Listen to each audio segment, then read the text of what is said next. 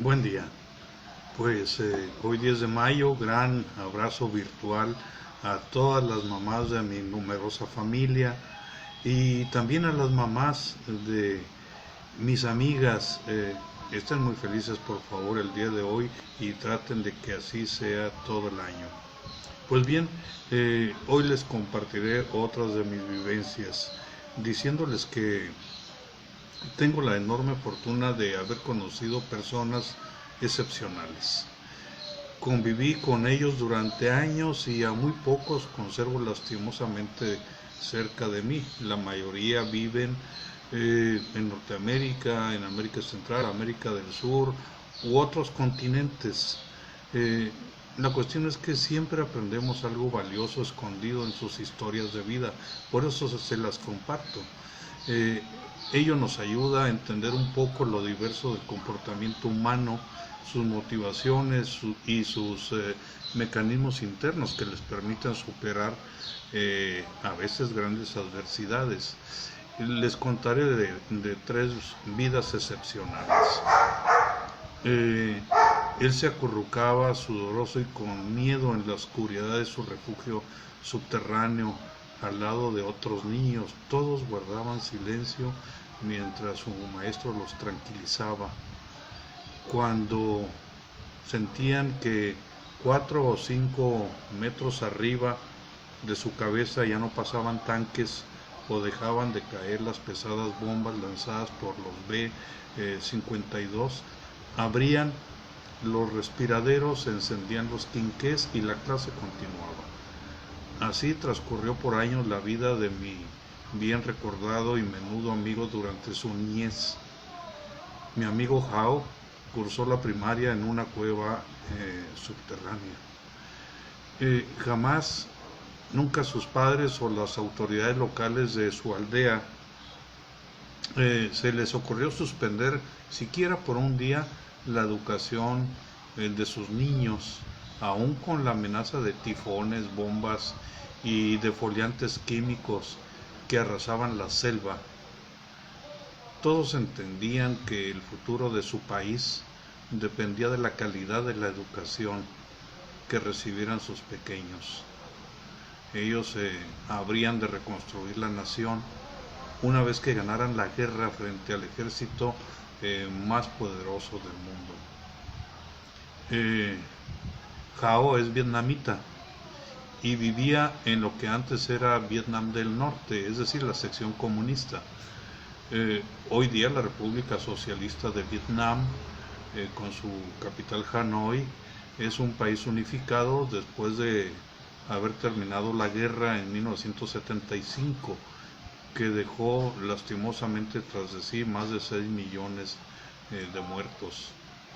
Estados Unidos jamás logró doblegar a ese pujante y pequeño pueblo asiático, hoy habitado quizá por más de 90 millones de habitantes, teniendo como vecinos, usted sabe bien, a China, Laos, Camboya y el mar de China. Jao y yo pasábamos largas horas platicando en el campus de la universidad, solo cuando los exámenes no nos traían a raya. Él me platicaba de su pueblo y yo le platicaba del mío.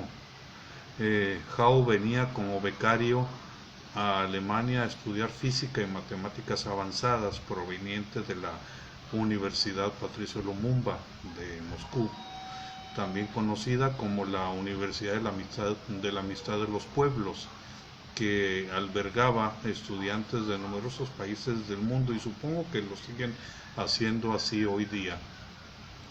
Muchos jóvenes como Jao se distribuyeron por el mundo como becarios a prepararse en las mejores universidades extranjeras para luego regresar y ayudar a la reconstrucción de su país.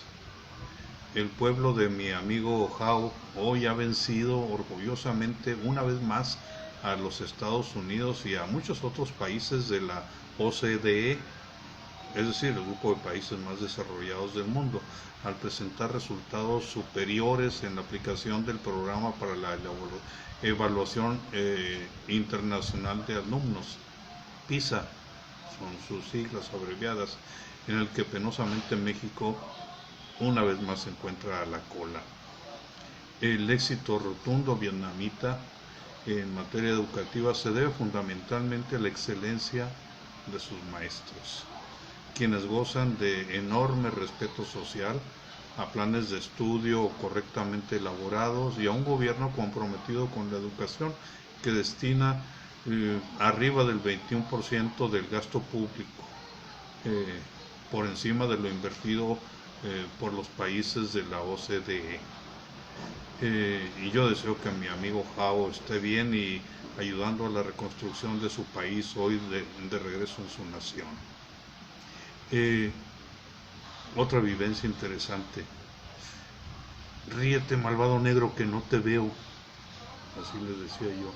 Y él soltaba una enorme carcajada y me daba un puñetazo de manera muy festiva.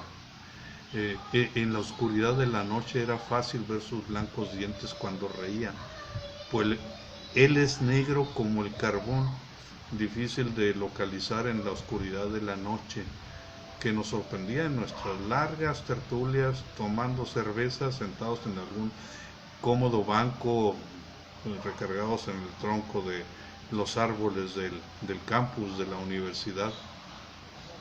Sa nació en Sierra Leona, pequeño país que colinda con Guinea, Liberia y el Océano Atlántico, con poco más de 5 millones de habitantes, una superficie equivalente, imagínese usted, a Guanajuato, Chiapas o Nuevo León, y su capital es Freetown.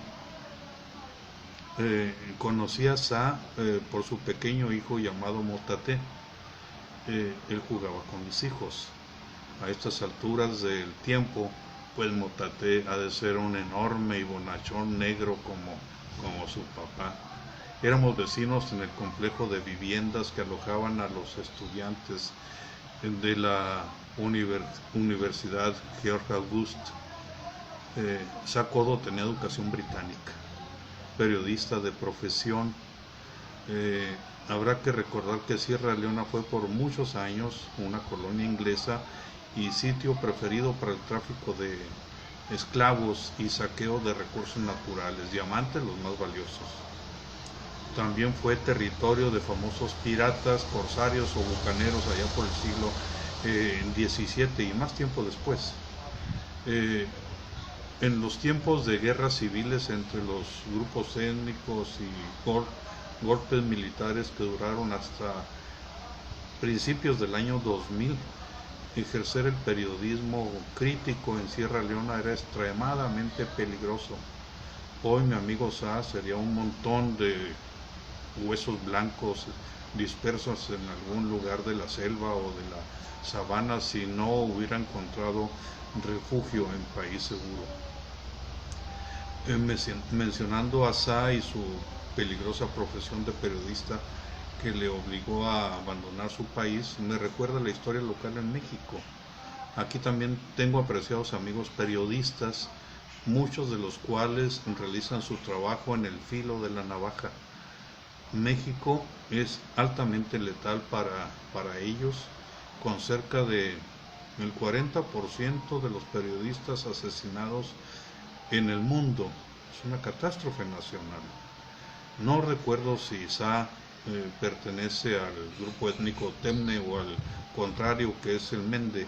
En todo caso recuerdo que Sa es cristiano y en su país la mayoría son musulmanes. Hazte para allá, negro, le decía yo, me vas a dar una mordida. Y lo empujaba con el codo. Quizás se soltaba, pero a carcajadas, amenazándome de manera muy festiva con darme unas dentelladas. Así me hacía Sa.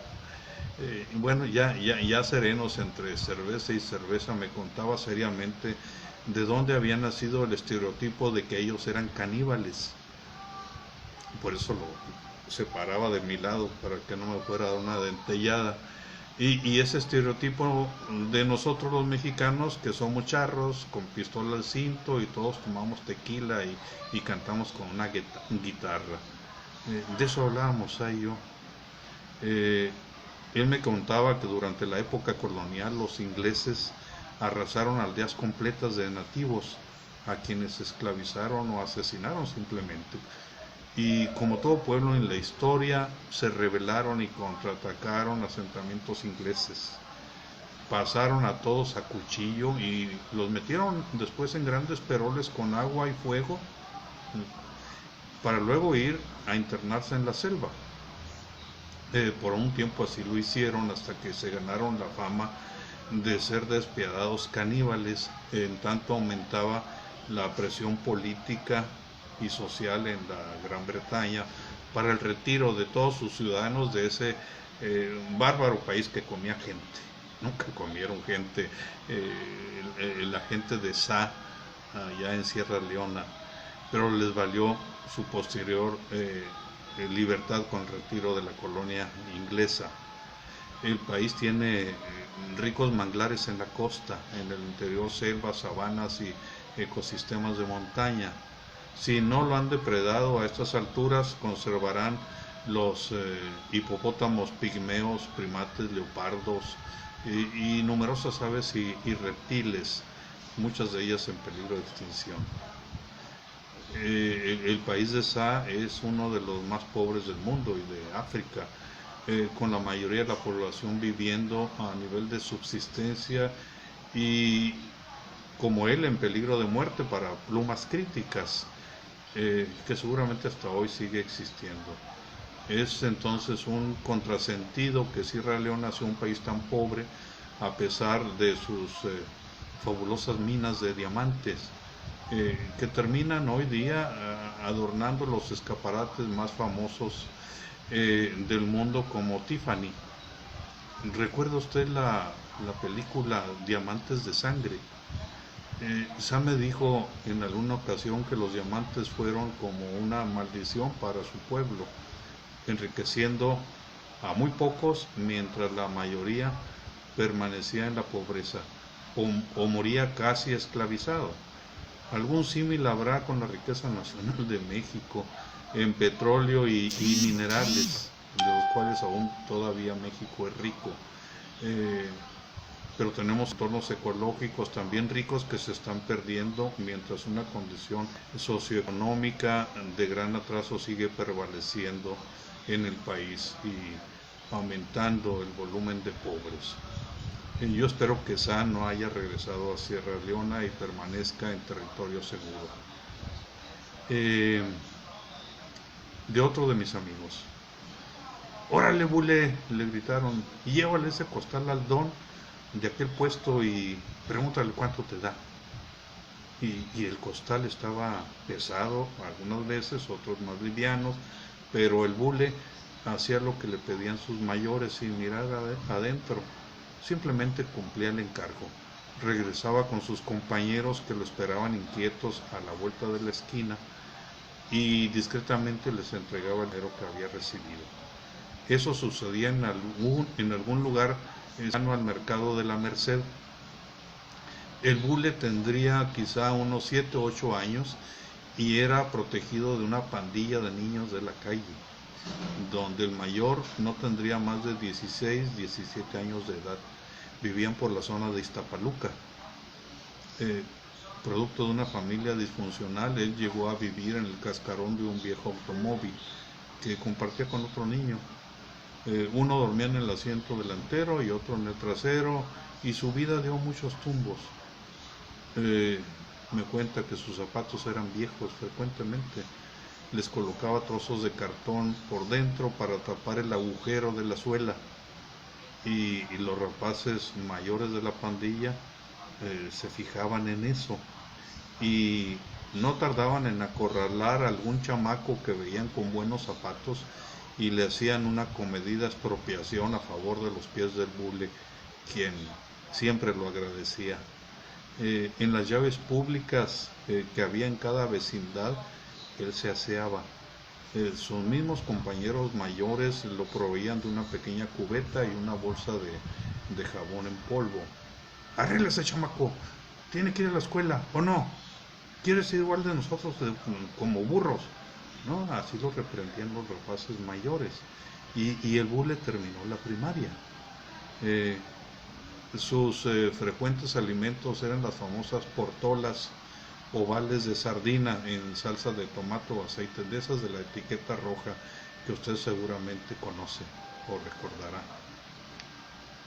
Hoy día él come naturalmente pescado, pero creo que más le gusta el pollo o carnes rojas. Las carnitas, el pozole y buenas salchichas las ve con muy buenos ojos, y eso a mí me consta. Eh, Mi amigo realizó 1000 oficios aprendiendo carpintería, electricidad, fontanería, ebanistería, pintura y no sé cuántas cosas más. Nunca le enterró la uña ni cayó en la trampa de las drogas como la mayoría de los miembros de su pequeña pandilla. Ya joven se hizo experto en manejo y mantenimiento de aparatos clínicos, eh, tomando numerosos cursos de capacitación que resolvió de muy buena manera. Eh, con frecuencia tenía que permanecer eh, en los quirófanos al lado de los cirujanos, muy atento al buen funcionamiento del equipo mientras se realizaban delicadas intervenciones, cirugías. Actualmente él es un conocido y respetado, aguerrido ambientalista ya jubilado de su empleo formal anterior en una clínica de gobierno. Creo que las personas labran su propio carácter desde pequeños, aún sea en esas épocas de terrible condición para ellos. Pero siempre han tenido acompañamiento de tramo en tramo que les ha ayudado a superar momentos difíciles. Eh, no creo en la fácil declaración que frecuentemente escucho para eludir responsabilidades. Es que el chamaco salió muy burro, o que ya era malandro desde chiquito. Un buen ejemplo de que esto no es así es mi amigo el Bule. Pues bien, aquí termino por el día de hoy. Tengo más historias de vida de amigos excepcionales que les compartiré en alguna otra ocasión. Que tengan un día bonito y apapachen a su mamá si aún la tienen al lado, a su esposa, la madre de sus hijos, a sus hermanas que también tienen niños y a sus amigas. Hasta la próxima. Cuídese mucho y cuide a su familia. Buen día.